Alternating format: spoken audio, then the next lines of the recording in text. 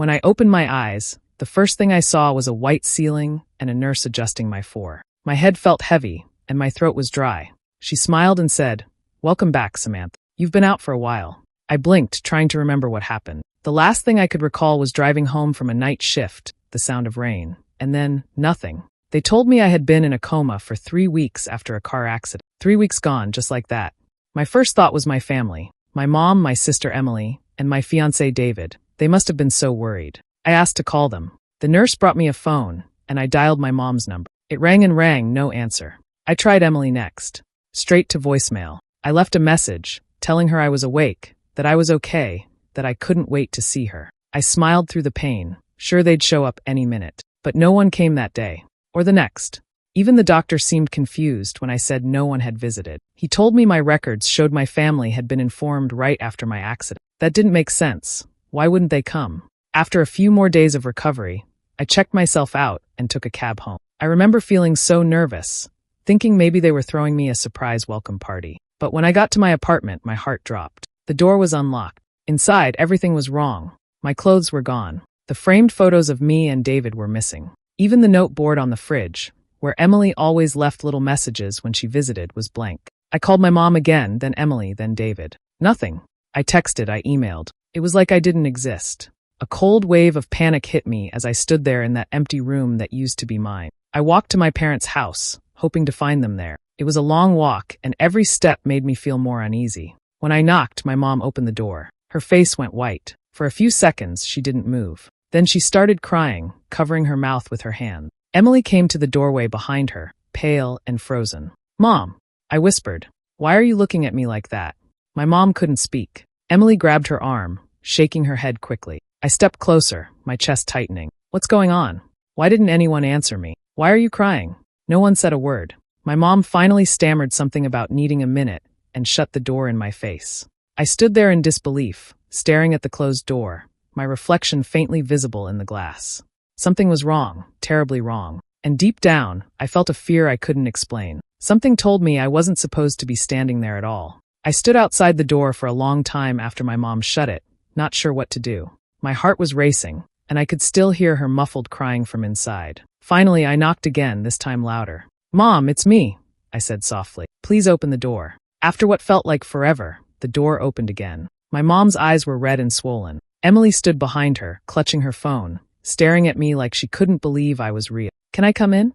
I asked. My mom nodded slowly, stepping aside. The air inside the house felt heavy. Nothing looked different, but the energy was off, like the walls were holding a secret. We sat in the living room. No one spoke. I tried to smile to break the tension. "I know this is a shock. I was in a coma, but I'm okay now. The doctors said I was really lucky." My mom just looked down at her hands. Emily avoided my eyes completely. "Why didn't anyone come to see me?" I asked, my voice shaking a little. "I called, I texted. You knew I was in the hospital." My mom's lips trembled. We didn't know," she whispered. "That's not true," I said. "The hospital told me they called you. You were listed as my emergency contact." Emily suddenly stood up.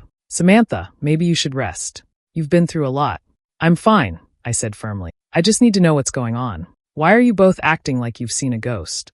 Emily didn't respond. My mom just started crying again. I wanted to scream, to shake them until they answered me, but I didn't. Instead, I sat there in silence, feeling like I'd walked into someone else's nightmare. Eventually, my mom mumbled something about needing to lie down and went upstairs. Emily muttered that she had work in the morning and went to her room. I sat alone on the couch, staring at the family photos on the wall. There was one missing, the picture of me and David at our engagement dinner. I noticed how Emily's photo from her graduation had been moved to the center of the wall. Small, but enough to make me uneasy. I felt like I didn't belong there anymore. That night, I couldn't sleep. I stayed in the guest room, staring at the ceiling. The house was quiet until I heard faint voices down the hall. My mom and Emily were arguing in low whispers. I couldn't make out everything, but I caught a few words: my name, funeral, and David. My chest tightened. I moved closer to the door, pressing my ear against it. Emily's voice sounded angry, almost desperate. "We had no choice," she hissed. My mom said something I couldn't catch, and then Emily snapped. "If she finds out about the engagement, everything will fall apart." My heart stopped. Engagement? David? I stepped back, my knees shaking. My head spun as a cold truth started forming inside me. Something dark, something that made no sense. But one thing was clear. They were hiding something from me. something I wasn't supposed to know. The next morning, I couldn't stay in that house any longer. The silence, the way my mom and Emily avoided me, it was suffocating. I needed answers, but I knew they wouldn't tell me. So I packed a small bag and left. I took a bus across town to see my old friend, Grace. We'd been close since college, and she was the one person I knew I could trust. When she opened the door, her face went pale for a second, just like my mom's had. Then she threw her arms around me. "Oh my God, Sam," she whispered. "You're alive." Her words froze me. "What do you mean?" Grace pulled back, studying me like she couldn't believe I was standing there. "Everyone thought you were gone. I went to your memorial service. Your family said you died in that car crash." My chest tightened. "They told people I died?" Grace nodded slowly. "It was in the papers. David was there. He looked completely destroyed." I felt dizzy. I sat down on her couch, trying to breathe. "Grace, I wasn't dead. I was in a coma. Why would they lie about something like that?"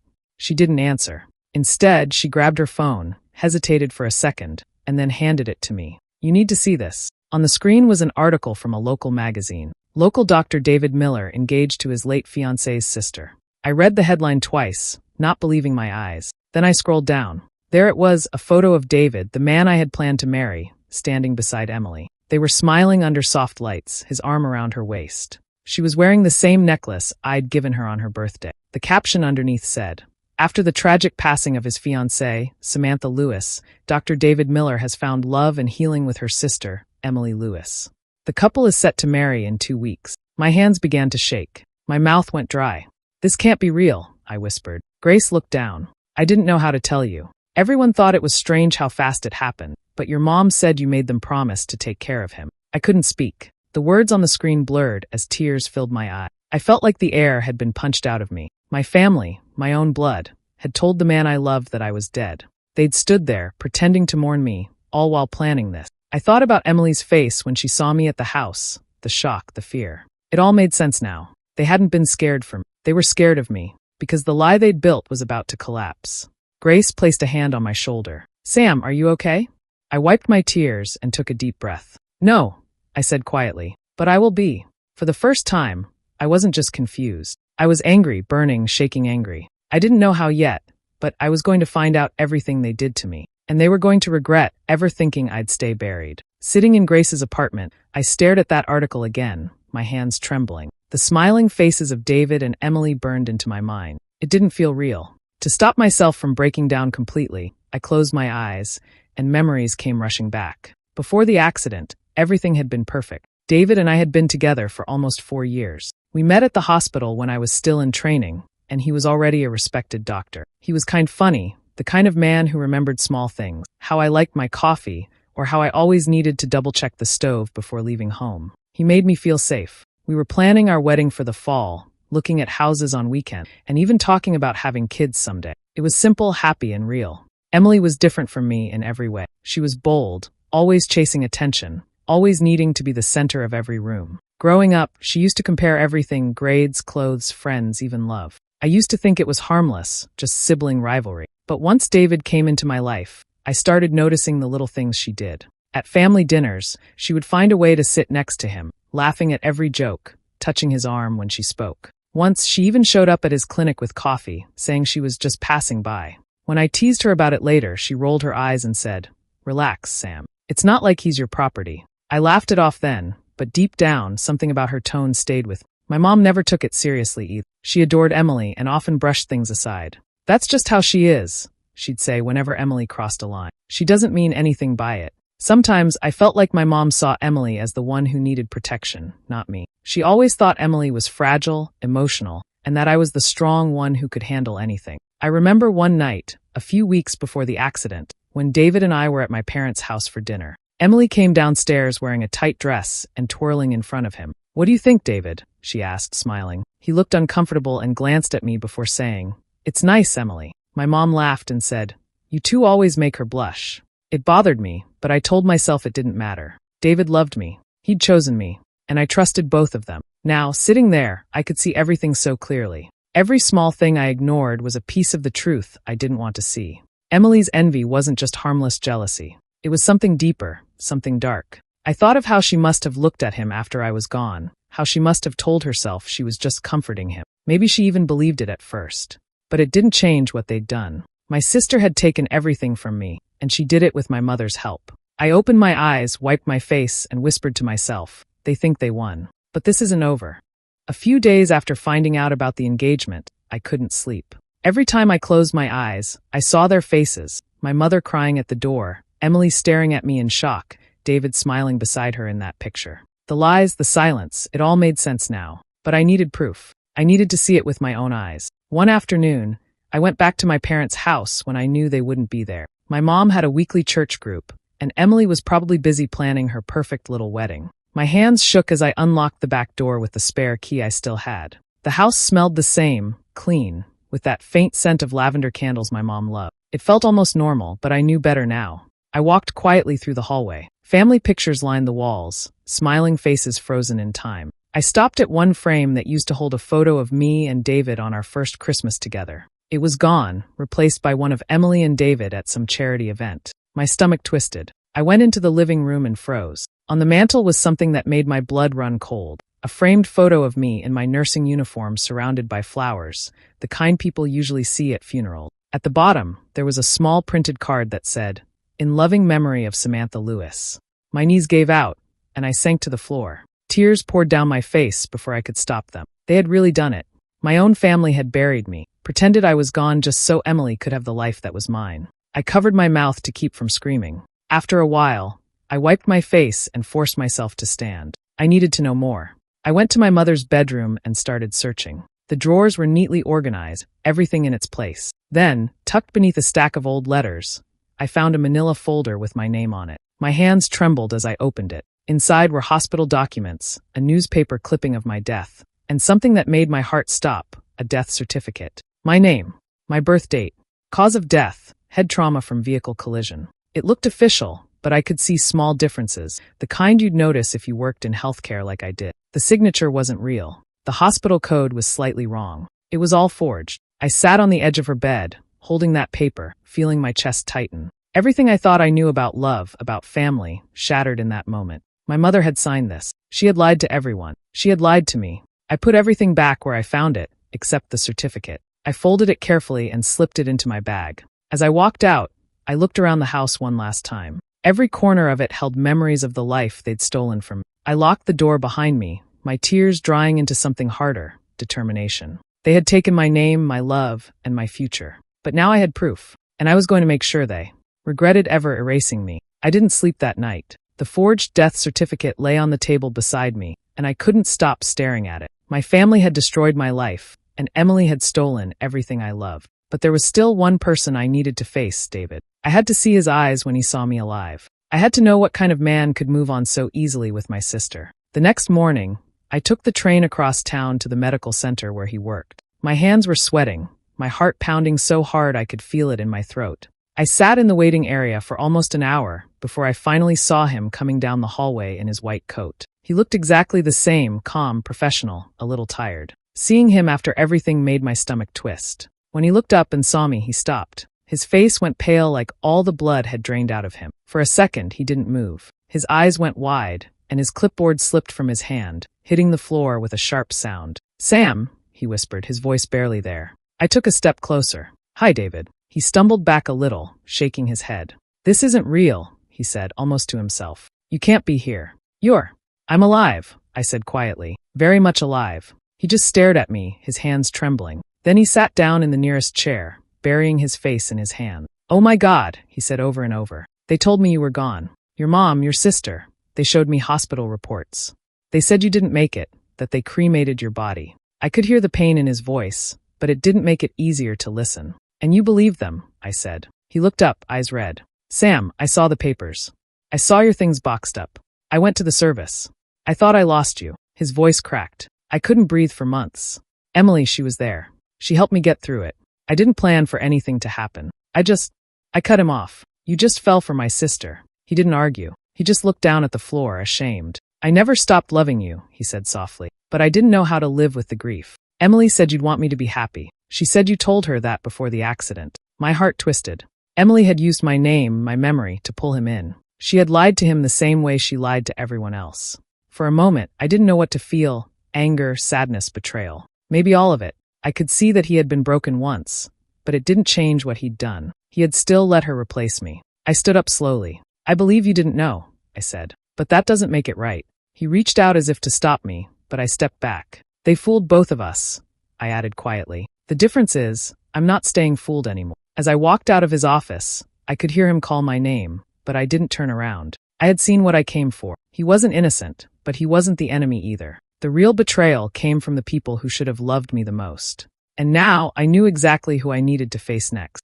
The anger settled into a cold, steady purpose. I wasn't going to scream or beg. I wanted proof I could hold up, something that would make the lies impossible to keep hiding. I spent the next days moving carefully, quietly, like someone planning a small, private war. First, I copied everything I already had. The forged death certificate went into an envelope. I scanned the hospital discharge papers and saved them to a thumb drive. I printed extra copies and put them in a folder labeled in plain handwriting so I wouldn't fumble when the time came. Having physical pieces of the truth made me breathe easier. It turned my pain into something active. I also needed recordings. I knew my mother's voice, my sister's tone. I thought about how to catch them admitting what they did without setting off alarms. I asked Grace to lend me a tiny voice recorder and practiced slipping it into a coat pocket. I started leaving it in places where they talked, near the kitchen table, on the mantel, and waited. It felt awful to spy on my family, but this was about survival, not pride. When a whisper about the funeral or the wedding drifted across a hallway, I kept still and let the recorder do its work. Next, I used my hospital contacts. Being a nurse had one advantage. I knew how to request medical records the right way. I went back to the clinic and asked for full copies of my charts, imaging reports, and the notes that proved I was in treatment, not dead.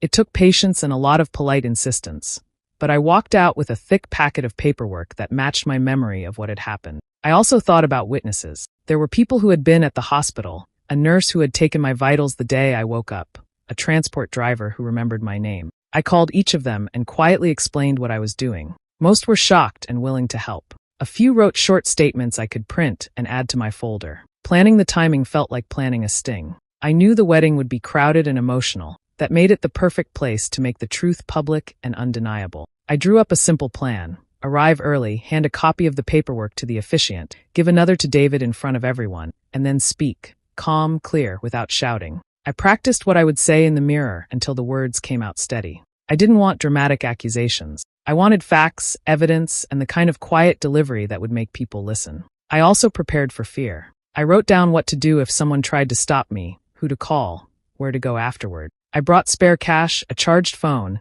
and a friend on standby outside the venue. I changed the way I slept, light, alert, and rehearsed walking into a room where everyone believed a lie. Most of all, I steeled myself against what I might feel when I faced them. Anger could burn me up if I let it. So I turned it into a plan. Documents, witnesses, recordings, and a clear moment to show the truth. I wasn't doing it to humiliate my family for the sake of cruelty. I was doing it so what they had taken from me could be returned, the truth, and with it, my life. The morning of the wedding felt quiet in a strange way. I woke before sunrise, sitting by the window of the small apartment I had been staying in. My hands were steady, my mind clear. Everything I needed was packed neatly in my bag: the death certificate, the hospital files, the printed statements, and the recordings. This wasn't about revenge anymore. It was about truth. By noon, I was standing outside the venue. It was a large garden hall, decorated with white roses and silver ribbons. Guests were already arriving, dressed in bright colors, smiling, taking pictures. None of them had any idea that the bride's dead sister was standing a few yards away. I stayed hidden behind a tall hedge, watching as Emily arrived in a white gown. She looked radiant, like she had everything she ever wanted. My mother was by her side, fussing with her veil. They looked happy, fake, but happy. Seeing them together like that almost made my knees give out. For a moment, I wondered if I could really go through with it. But then I remembered the memorial photo, the forged papers, the lies. The hesitation disappeared. I waited until everyone was seated. Through the open doors, I could hear soft music playing and the officiant's voice welcoming the guests. David stood at the altar, looking handsome but tense. I could tell he wasn't completely at peace. Maybe somewhere deep down, part of him still felt me close. The ceremony began. I stood quietly listening. Emily walked down the aisle, her arm linked with my father's. People turned to watch, smiling, whispering. My heart pounded, not from fear anymore, but from certainty. When the officiant's voice rose and said the familiar words, "If anyone here has reason why these two should not be joined in marriage, speak now or forever hold your peace," that was my moment. I pushed the doors open. The sound echoed through the hall. Heads turned instantly. For a second, no one breathed. Then the whispers started. People gasped, some even stood up. I walked down the aisle slowly, every step heavy but sure. My dress was simple, light blue, and my hair fell loosely over my shoulders. I looked alive, calm, unshaken. The silence in the room was so deep I could hear my own footsteps on the marble floor. David's face went completely pale. His mouth opened, but no words came out. "Samantha," he whispered finally, his voice breaking. Emily's bouquet slipped from her hand and hit the ground. Her eyes went wide with terror. "This isn't real," she stammered. "This is a setup." Guests turned to look at her, confused. I stopped in the center of the aisle and looked directly at her. "It's not a setup," I said clearly. "It's the truth." My mother covered her mouth, tears spilling down her cheeks. My father looked frozen in place, like his mind couldn't catch up to what his eyes were seeing. I reached into my bag and handed the officiant the folder. "Before this goes any further," I said, "you should see who the bride really is." He opened the folder, glanced at the documents, and his eyes widened. Murmurs spread through the crowd. David stepped forward, still trembling. "They told me you were dead," he said, his voice shaking. I looked at him for a long second, then turned my gaze back to Emily. "They lied," I said softly. "All of them." Emily's perfect smile finally broke. She started yelling, saying I was insane, that I was trying to ruin her day. But the more she screamed, the more everyone could see the guilt in her face. Cameras flashed, people whispered, and the truth filled the air like smoke that couldn't be hidden anymore. I didn't yell. I didn't cry. I just stood there, letting their world collapse under the weight of what they'd done. For the first time since waking up in that hospital bed, I felt free. The room erupted into chaos. Emily kept shouting, her voice trembling and high, but no one was listening to her anymore. The officiant stood frozen, holding the papers I'd handed him. I could see the confusion in his eyes as he looked from the documents to Emily, then to me. Guests were whispering in low, shocked voices, some covering their mouths, others recording with their phone. I took a deep breath and spoke, calm but firm. "These papers," I said, pointing to the folder, "are proof that I never died. My name is Samantha Lewis, and 3 months ago, I was in a coma after a car accident. My family told everyone I was dead. They forged my death certificate, held a memorial, and convinced my fiancé to move on with my sister." The whispers grew louder. I reached into my bag and pulled out copies of my hospital records, holding them up for everyone to see. "Here are my medical files, signed and dated weeks after the day they said I died. And here," I said, opening a small recorder, "is my family admitting what they did." I pressed play. The hall went silent except for the sound of my mother's voice, trembling, saying, "She'll never know." We had to do what was best for Emily. Then Emily's voice followed, colder. "He was meant for me anyway." You could feel the air shift. People turned on them instantly. My mother sank into a chair, crying into her hands. My father tried to speak, but the words wouldn't come. Emily stood there frozen, her face pale, her lipstick smudged, looking nothing like the perfect bride she'd tried to be. David stepped forward slowly. His expression had changed completely. He looked at Emily, then at my parents, his jaw tightening. "You all lied to me," he said quietly. "You let me mourn someone who was still alive." Emily tried to grab his hand, but he pulled away. "David, I can explain." "No," he said, stepping back. "You can't." He turned to me then, his eyes filled with pain and guilt. "I didn't know. I swear I didn't know." I nodded once. "I know," I said softly. He looked around at the guests, then walked out of the hall without another word. The sound of the doors closing behind him echoed through the silence. Reporters and guests began leaving, whispering about what they'd just seen. My mother reached out for me, tears streaming down her face. "Samantha, please." I shook my head. "You buried me," I said quietly. "There's nothing left to say." Security came forward at the venue manager's request, asking my parents and Emily to leave. They didn't argue. My mom hid her face, and my dad kept his eyes on the floor. Emily tried to yell one last time, but her voice cracked and broke into sobs. When they were finally gone, the hall felt lighter, almost empty. I stood there alone for a while, breathing deeply. My hands were steady, my heart calm. It wasn't joy I felt, and it wasn't revenge either. It was something quieter. Power. Peace. They had taken everything from me, but I had taken the truth back. For the first time since waking up in that hospital bed, I didn't feel like a ghost in my own life. I felt real again. I felt alive. Months passed since that unforgettable day. The chaos had finally settled, and the noise that once filled Samantha's life was replaced by a calm, quiet peace. She had left Chicago behind. Every street, every memory, every ghost that tried to haunt her. Seattle was new, strange at first, but it gave her the kind of silence she needed to heal. She rented a small apartment near the water, where the air smelled like salt and rain, and every evening the sunset painted the sky in gold and orange. She started working again, not at a hospital this time, but at a community clinic. It wasn't as fast-paced or demanding as her old job, but it felt more personal. The patients there were kind, and for the first time in months, she felt useful. Every smile she received reminded her that life was still worth living. Slowly, piece by piece, she began to rebuild herself, not for anyone else, but for her own heart. Sometimes, when she came home after a long day, she would check her phone and see David's messages. He had reached out a few times, apologies, explanations, words filled with regret. He wanted to meet, to talk, to try again. But every time, she put the phone down. It wasn't anger that stopped her, it was clarity. David had been part of a life that no longer existed. She didn't hate him. She simply didn't belong in that past anymore. Her mother sent letters too, long ones, filled with apologies and tears on the paper. Samantha read them once, then tucked them away in a box she kept in the closet. She wasn't ready to forgive, but she also wasn't holding on to hate. It was strange, learning how to let go without turning cold. But she was doing it, one quiet day at a time. On weekends, she liked to walk by the pier. The water was calm, and the breeze carried the scent of new beginnings. She often brought a cup of coffee and sat on the bench that faced the sunset.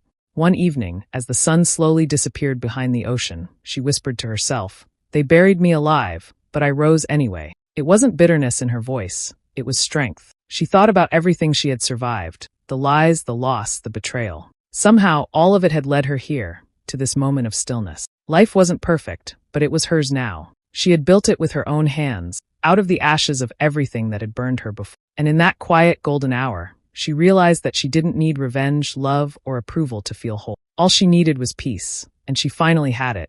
The sky faded into twilight, and she smiled softly. Her story was no longer about pain or betrayal. It was about survival, about learning to stand again after being broken. Samantha had lost everything once, but in the end, she found something far greater, herself.